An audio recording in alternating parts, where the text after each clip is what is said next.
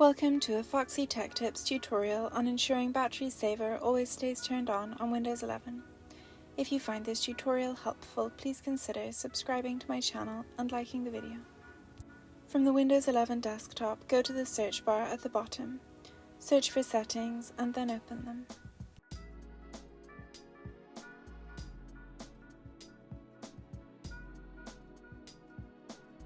In Settings, select System from the left sidebar.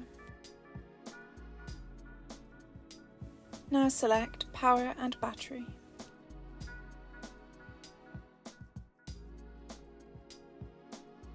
In Power and Battery settings, you will see the Battery Saver option. Click the drop-down arrow beside it to expand it. Select the option called Turn Battery Saver On Automatically, and select Always from the drop-down menu. Battery Saver mode will now always be enabled unless you turn it off. And that draws an end to this tutorial.